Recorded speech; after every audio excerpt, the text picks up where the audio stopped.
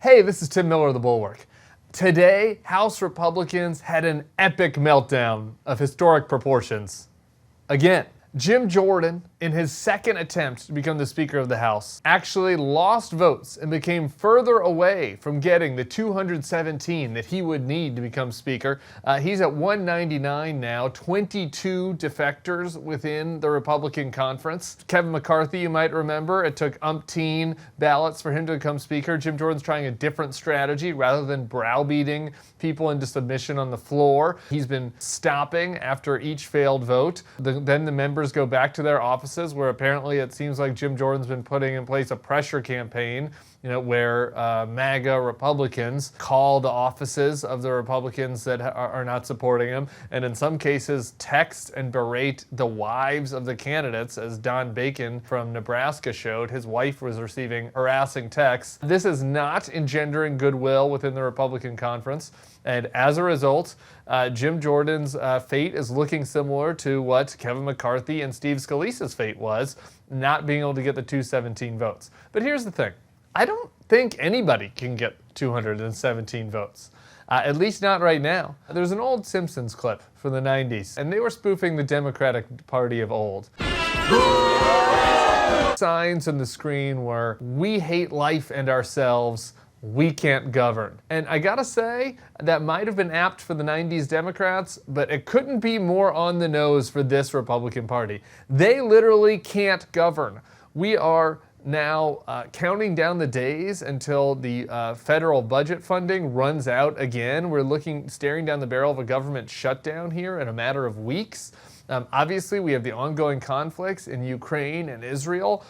You would think the one branch of government that the Republicans run, they would want to, advance some policy objectives, maybe even push back on the Biden administration, offer alternative policies, do something. It's not as if nothing is happening out there. There are a lot of pressing matters in front of us, and these Republicans just can't govern at all. Forget whether they're extreme or advancing conspiracies. They can't even organize themselves into a unit that can advance or object to an agenda. They can't do either of these things. They're like a middle school soccer team that has to forfeit because they can't vote on a captain. This is just a pathetic show that is totally unprecedented in modern times. You have to go back to the 1800s for a period in which a party was unable to put forth a speaker for this long and going through this many ballots.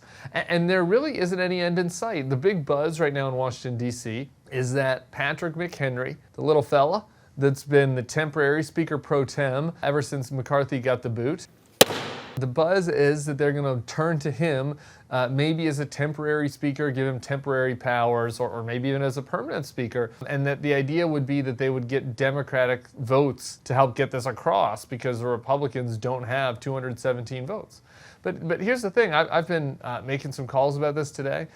Democratic members, if they are going to come to a deal like that, they're going to need a pound of flesh. For starters, at minimum, they're going to need a vote on Ukraine funding, which about half the Republicans don't support. And so Patrick McHenry would have to put himself forth and make a deal with Democrats, knowing that half of the Republicans are going to be enraged about this deal. Because at minimum it's going to be Ukraine. I hope and imagine that the Democrats will ask for more than just the Ukraine funding, but that's going to be the minimum. So McHenry knows that at least half of his conference is going to be pissed off at him. And the other thing is, I was talking to some people in the MAGA media world today about this. They are frothing at the mouth at the opportunity of McHenry cutting a deal with the Democrats to take a temporary speakership.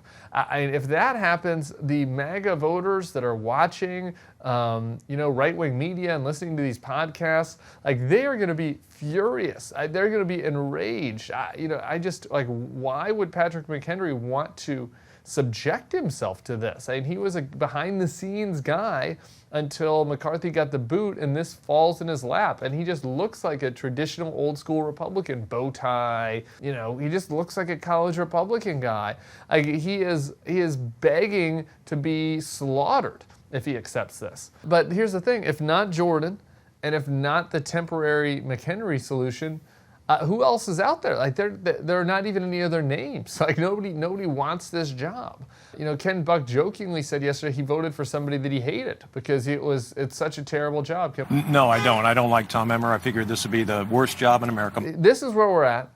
We're in uncharted territory. It's unprecedented. The Republicans are so dysfunctional, so incompetent, despite the terrorist attack in Israel, despite the coming government shutdown, despite the war in Ukraine, they are unable to do the bare minimum that is required to function as a political party. So there'll be another vote tomorrow on Thursday. I guess we'll see what happens then, and I'll be back to give you the analysis. Peace. Hey, if you like this video and our content, I'd love for you to become a Bulwark Plus member. You get bonus podcasts, you get bonus newsletters, you get bonus takes from me that maybe don't come up on the YouTube feed. You can try it out for free at thebulwark.com/free trial. The link is below in the description. We'd love to have you as a member of our community. We have great commenters and great opportunities for people who want to protect democracy.